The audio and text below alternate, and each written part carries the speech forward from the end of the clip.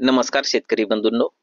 प्रादेशिक हवामान केंद्र मुंबई यांच्याकडून कोल्हापूर, सांगली व सातारा या तिन्ही जिल्ह्यांसाठी हवामान अंदाज प्राप्त झालेला आहे. या हवामान अंदाजानुसार कोल्हापूर जिल्ह्यामध्ये 20 ते 22 नोव्हेंबर दरम्यान आकाश मुख्यतः स्वच्छ राहण्याची, तसेच दिनांक 19 व 23 नोव्हेंबर रोजी आकाश अंशतः ढगाळ राहण्याची शक्यता आहे. कोल्हापूर जिल्ह्यामध्ये 23 नोव्हेंबर रोजी तुरळक ठिकाणी हलक्या स्वरूपाच्या पावसाची शक्यता आहे. कोल्हापूर जिल्ह्यामध्ये 23 नोव्हेंबर पर्यंत कमाल तापमान 28 ते 32 अंश सेल्सिअस या दरम्यान, तसेच किमान तापमान 14 ते 21 अंश सेल्सिअस या दरम्यान राहण्याची शक्यता आहे. सकाळची सापेक्ष आर्द्रता 58 ते 76%, दुपारची सापेक्ष आर्द्रता 40 ते 50%, तसेच वाऱ्याचा वेग ताशी 9 ते 11 किलोमीटर या दरम्यान राहण्याची शक्यता आहे. सांगली जिल्हा. सांगली जिल्ह्यामध्ये 20 ते 22 नोव्हेंबर दरम्यान आकाश मुख्यतः स्वच्छ राहण्याची, तसेच 19 व 23 नोव्हेंबर रोजी आकाश अंशतः ढगाळ राहण्याची शक्यता आहे. 23 नोव्हेंबर रोजी सांगली जिल्ह्यामध्ये तुरळक ठिकाणी हलक्या स्वरूपाच्या पावसाची शक्यता आहे. सांगली जिल्ह्यामध्ये 23 नोव्हेंबर पर्यंत कमाल तापमान 29 ते 32 अंश सेल्सिअस या दरम्यान, तसेच किमान तापमान 12 ते 18 अंश सेल्सिअस या दरम्यान राहण्याची शक्यता आहे. सकाळची सापेक्ष आर्द्रता 71 ते 94%, दुपारची सापेक्ष आर्द्रता 41 ते 53%, तसेच वाऱ्याचा वेग ताशी 10 ते 13 किलोमीटर या दरम्यान राहण्याची शक्यता आहे. सातारा जिल्हा. सातारा जिल्ह्यामध्ये 20 ते 22 नोव्हेंबर दरम्यान आकाश मुख्यतः स्वच्छ राहण्याची, तसेच 19 व 23 नोव्हेंबर रोजी आकाश अंशतः ढगाळ राहण्याची शक्यता आहे. सातारा जिल्ह्यामध्ये 23 नोव्हेंबर पर्यंत कमाल तापमान 29 ते 32 अंश सेल्सिअस या दरम्यान, तसेच किमान तापमान 10 ते 15 अंश सेल्सिअस या दरम्यान राहण्याची शक्यता आहे.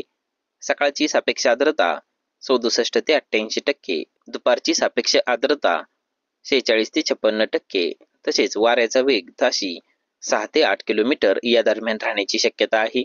शेती सल्ला. रब्बी ज्वारी.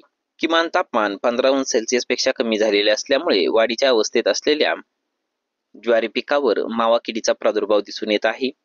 या किडीची पिल्ले व प्रौढ पानातील अन्नरस शोषून घेतात व आपल्या शरीरातून मधासारखा गोड चिकट पदार्थ बाहेर टाकतात. त्यावर काळी बुरशी वाढते. त्यामुळे पिकाच्या अन्न तयार होण्याच्या प्रक्रियेत अडथळा निर्माण होतो व परिणामी उत्पादनात घट येते. या किडीच्या नियंत्रणासाठी पिवळ्या रंगाचे चिकट सापळे एकरी 4 या प्रमाणात लावावेत. तसेच प्रादुर्भाव दिसून येताच 5% निंबोळी अर्काची फवारणी 5 मिली प्रति लिटर पाणी या प्रमाणात करावी.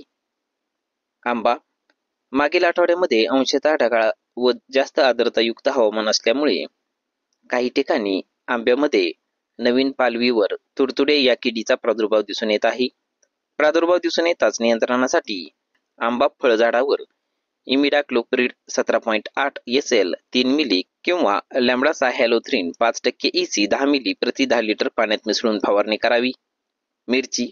मागील आठवड्यामध्ये काही ठिकाणी कोरडे हवामान राहिल्यामुळे मिरची पिकावर फुलकिडे या किडीचे प्रमाण दिसून येत आहे. फुलकिडे हे पानाच्या खालच्या व वरच्या बाजूस राहतात आणि पानातील रस शोषून घेतात.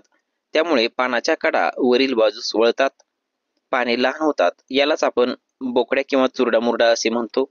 नियंत्रणासाठी इमिडाक्लोप्रिड 17.8% SL 2.5 मिली किंवा फिप्रोनिल 5 SC 20 मिली किंवा स्पिनेटोरम या कीटकनाशकाच्या आलटून पालटून फवारण्या कराव्यात.